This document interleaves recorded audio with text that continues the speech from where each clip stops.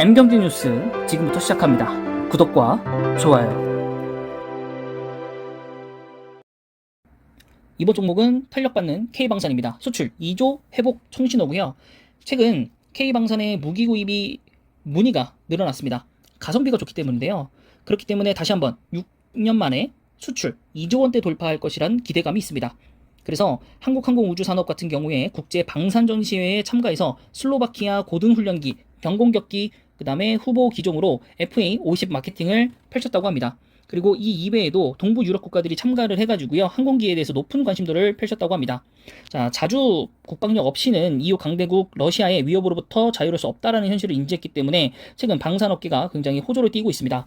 자, K2 흑표 전차 역시 노르웨이와 그다음에 폴란드 등 러시아 인접국에 수출을 타진 중인데, 이것이 이제 현대 로템에서 생산되고 있는 거고, 그다음에 K9 자주포 같은 경우에도 노르웨이, 그다음 핀란드, 에스토니아 등 국가에서 운영 현재 중이고, 호주도 조만간 도입할 예정이라고 합니다. 이것은 하나 디펜스가 보유하고 있는, 생산하고 있는 기종이고요. 그 다음에 LI넥스1과 하나 컨소시엄을 통해서 사우디아라비아의 천궁2가 4조 3천억 규모의 수출을 한 바가 있었죠. 이것을 다른 중동 국가로도 수출 저변을 확대하고 있습니다. 그래서 이제 반쪽 호황 이후에 다시 해외 연매출이 2조 아래로 좀 내려왔는데, 지난해에는 3분기까지 누적 1조 2,329억 원으로 해외 매출을 기록을 해서 이를 연간으로 환산했을 때는 1조 6천억 정도에 달한다고 합니다. 하지만 올해 들어서 수출 계약이 잇따르고 있고, 또 윤석열 정부가 방산 수출 장려를 사업 생태계 선순환 정책으로 내걸고 있기 때문에 K방산 수출은 6년 만에 2조 원대를 회복할 것이다 라고 보고 있고, 물론 이제 문제점 하나는 신흥국 위주로 지금 되어가고 있다. 그렇기 때문에 이 수출에 대한 금액의 여부가 조금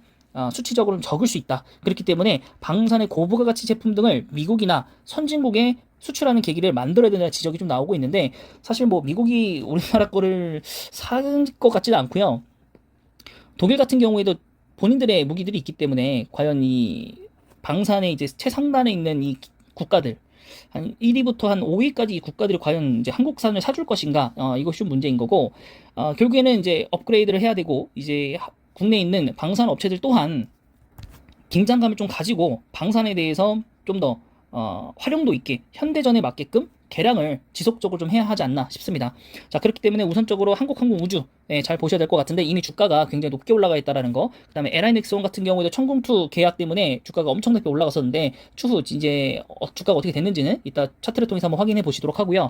하나 디펜스 같은 경우에 하나 이제 에어로스페이스 이제 안에 있죠. 그래서 하나 에어로스페이스가 이제 하나 디펜스, 이제 또 하나 시스템, 여러 이제 계열사들을 품고 있기 때문에 약간의 중간 지주사이기도 하지만 본인의 사업을 잘 하고 있거든요. 그래서 이 부분도 같이 좀 봐야 될 것 같고, 현대 로템 같은 경우가 이제 전차 그리고 전철 이쪽으로 지금 사업을 진행 중인데, 전철 쪽은 좀 좋지 않지만 이것도 수주 쪽으로 많이 나가고 있고, 지금 이제 방산 쪽에서도 이제 수출 위주로 이제 사업이 진행 중이기 때문에 뭐 모두 다 이제 수출이 2조 원대라고 했잖아요. 근데 환율의 효과도 되게 많이 받을 거기 때문에 그런 부분에서 굉장히 좀 긍정적이지 않나. 그래서 일단 방산에 대해서 다른 기업들도 굉장히 많지만 일단 요 4개의 기업을 중심으로 이따가 차트를 한번 보도록 하겠습니다.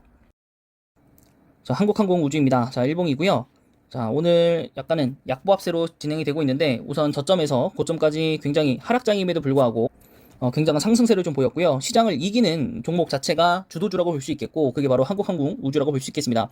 여러 가지 모멘텀을 갖고 있죠. 이제 누리호 발사가 6월에 예정되어 있고, 또 방산에 대해서도 지금 관심도가 높아져 있는 상태이기 때문에, 또 이제 여러 가지, 또 한국항공우주가 UAM 사업하고도 이제 별개로 항공 부분에서 굉장히 도드라지고 있고, 또 그 방산 무기 쪽으로도 굉장히 지금 각광을 좀 받고 있기 때문에 지금 주봉상으로도 굉장히 높게 좀 올라갔다라고 좀 보이고 있습니다. 이게 단순히 끝났다라고 봤는데, 지속적으로 상승하는 걸로 봐서는 정말 그 상승의 끝이 어딘가 생각이 좀 들고요. 사람들이 뭐 거의 항공 쪽에 뭐 삼성전자다, 주가가 잘 못 간다 라고 좀 되어 있었는데, 그럼에도 불구하고 지금 모멘텀을 받으니까 이제 향후 사업성이 보이니까 쭉쭉 올라가는 것 같고요.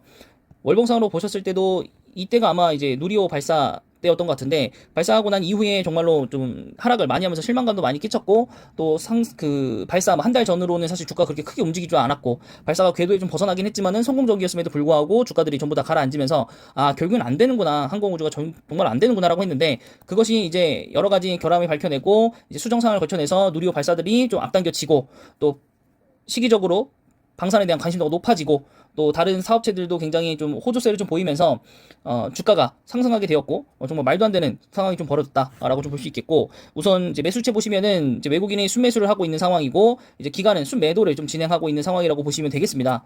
자, 그래서 일단은 이제 무인항공기도 이제 양산에 좀 들어가고 있고, 또 이제 뉴스에도 나왔지만은 이제 박람회도 나갔고, 또 리오프닝 수혜, 항공 부품에 대한 수요, 누리호 이런 것들로 정말 많이 모멘텀이 생겨버렸고, 또 영업이익도 392억으로서 전년 동기 대비해서 굉장히 많이 성장했고, 전분기가 무려 적자이기 때문에 굉장히 많이 올랐다라고 볼 수 있겠습니다. 전년 동기 대비해서 매출액은 또 늘었고요. 물론 전분기 대비해서 매출액은 좀 크게 줄었으나 그래도 유의미한 영업이익이 굉장히 잘 나왔다라는 거, 요거 하나만으로도 항공우주가 굉장히 높이 좀 올라갔다. 네, 거기에 배당이 좀 미미하지만 그래도 배당도 좀 주고 있는 그런 우주항공이라고 볼 수 있겠습니다. 네, 그래서 여기는 이제 보유자의 영역이라고 좀 생각이 좀 되는 만큼 각별히 좀 주의해서 매수를 하실 분들은 해야 될 것 같고, 그다음에 LIG 넥스원 같은 경우에도 정말로 무서운 상승세를 보였죠. 네, 주봉상으로 보시면은 정말로 38,100원 정도였던 주식이 2배 가까이 오르면서 굉장히 그 시기는 힘들었지만 올라갈 때는 정말 무서운 속도로 올라갔다. 월봉상으로 보시면은 정말 미친 듯이 올라갔죠 지금. 거의 뭐 한국항공우주랑 거의 비슷한 느낌으로 정말 빠르게 올라갔다.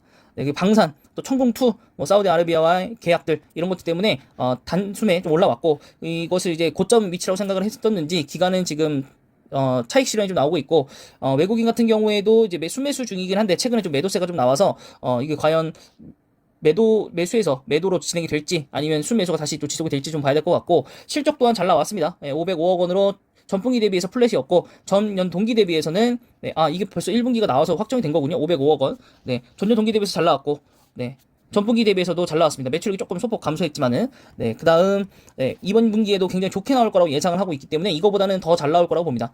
네, 그래서 그것을 좀 잘 봐야 될 것 같고, 어쨌든 여기도 배당도 줍니다. 여기도 배당을 주고, 우선적으로 봤었을 때 나쁜 건 없어요. 나쁜 건 없는데 주가가 너무 높아요. 물론 최근상 2주 동안에 좀 완전한 고점에서는 좀 하락하긴 했지만은, 하락하고 당연히 횡보하고 올라갈 수 있겠죠. 지금 그런 부분이 나왔으니까. 네, 올라갈 수 있겠지만은 근데 주가 너무 높아요.